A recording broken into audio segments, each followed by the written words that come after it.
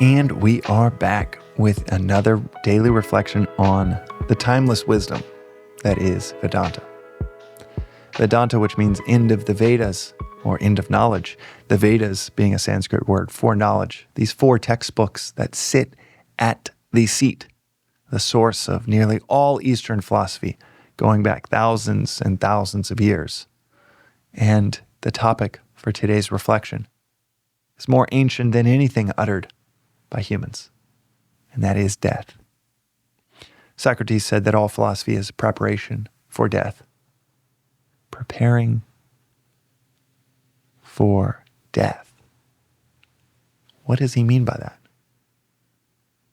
Well, death that's the one constant for everything that's ever lived.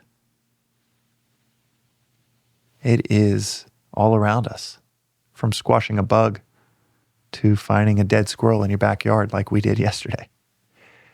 Death is a constant, but is one of those constants that we refuse to acknowledge or talk about. Within the Vedantic lens, I'll tell you here in a second on what is said that happens after we die. But I also want to tell you a story, something that I heard from one of my teachers, Joseph, who I co-host Yoga for Your Intellect, the other conversational podcast with. He was saying about a year ago that he was at a lunch with the person that leads the largest hospital in the Houston metro area.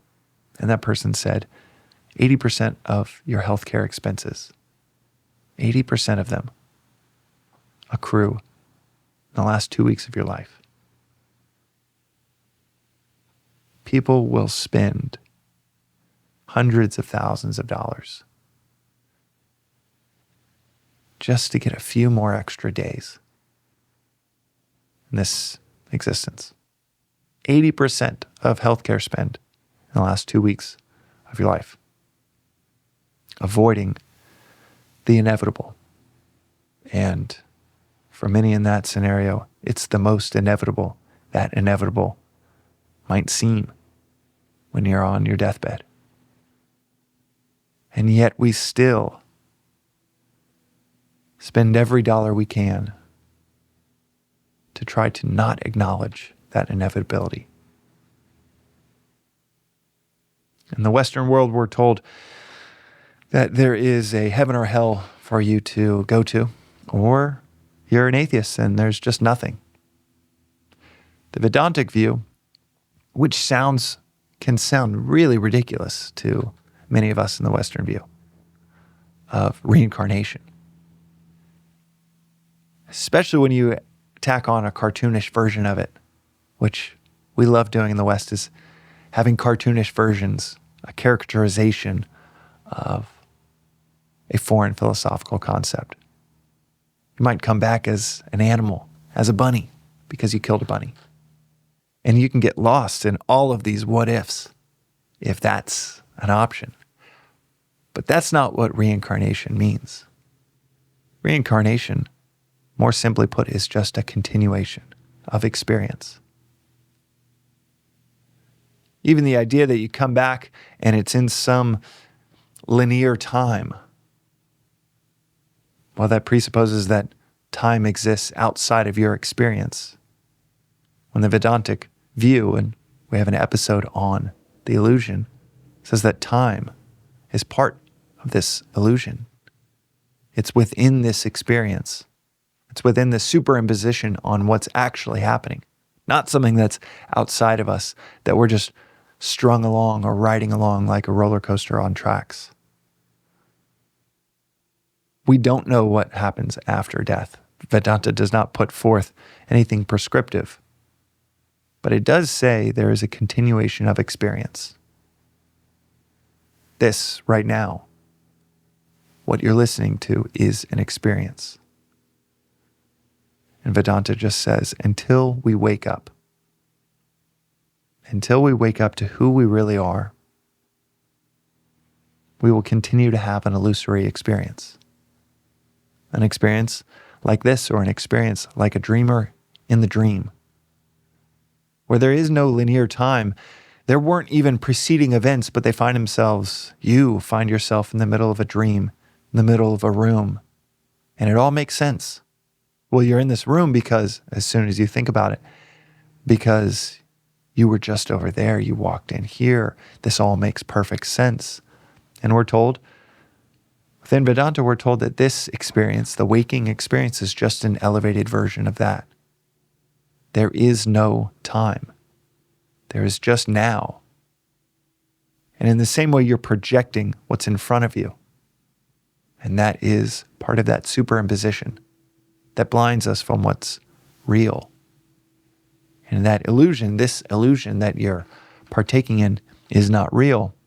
Similarly, the second you think about how you got there, how you got here, how you started to listen to this, that's just more projection. It's like the wake of a boat, where you look back 100 feet and you see those waves parting. You say, oh, that was caused from 100 feet ago, and it wasn't. This is an analogy that Alan Watts will use quite often to say, no, that parting, that current wave you're looking at 100 feet back, that's caused by right now. That past that you project, the events that you select to create that past, or how you got to this very moment, that is the now. You are choosing those moments right now. And Vedanta goes so far as to say, you're projecting those moments. There was no past. You're projecting a belief that they happened to make sense of where you are right now, just like the dreamer in a dream. So what happens after death?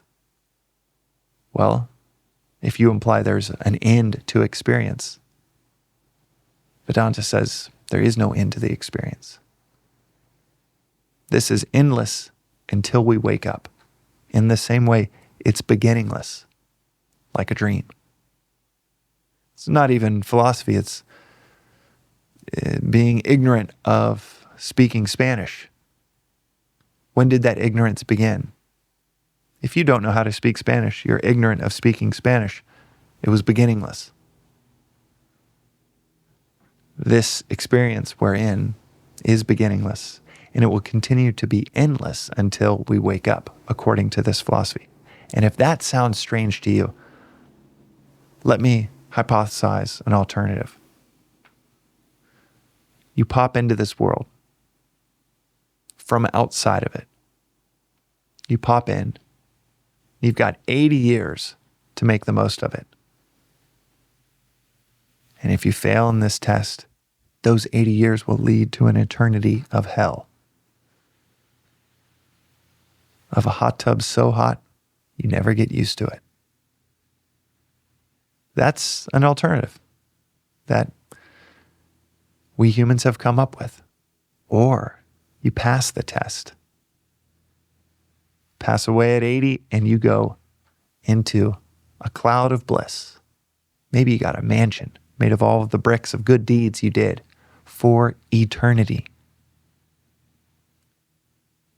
Not 10 trillion years, not 100 trillion years. That's still nothing compared to eternity. 100 trillion years, if that is compared to infinity, that's nothing. 100 trillion divided by infinity is mathematically, that's zero. That is nothing.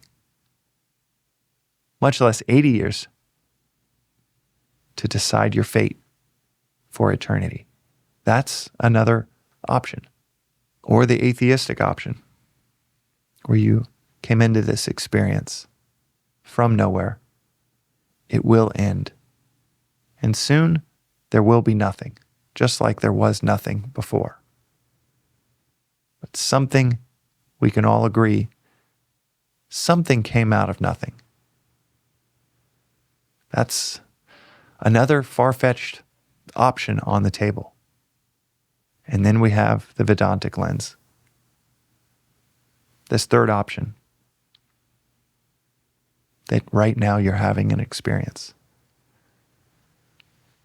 And this experience has a birth of this moment, a maintenance, preservation of this moment, a death of this moment, and the next experience, a birth, a life, a death, a birth, a life, a death.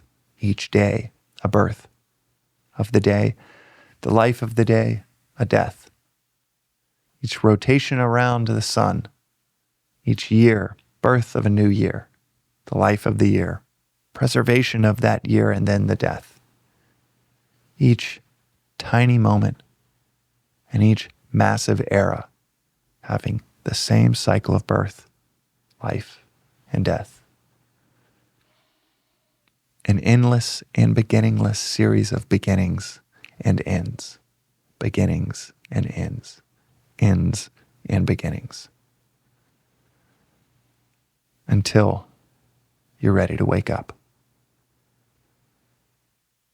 It's simultaneously the most far-fetched and, speaking for myself, the most reasonable of all of them. Because it portends nothing in the past, it predicts nothing in the future. All it requires is your reason, rationale, and observation of right now. There's no pulling at threads on something different than what's happening right now, happening in the future. There's no superstition, just observation. Observation of what's already happening. And the proposition that it will continue to happen until we wake up. Death is always near. It's always happening. Death of a moment. Death of an era in life. Death of a career. Death of a loved one.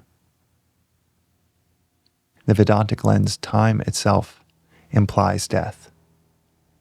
But so does life. And conversely, death implies life.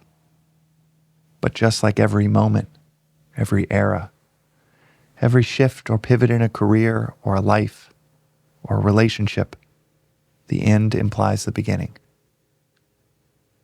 Ends lead to beginnings, beginnings lead to ends. So what happens after we quote unquote die in this life?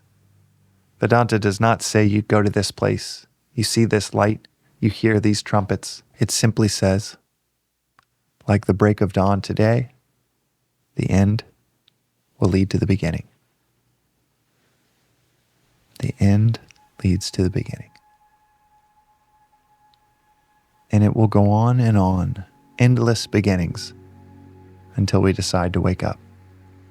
And that is today's reflection on the Daily Vedantic. We'll see you next time.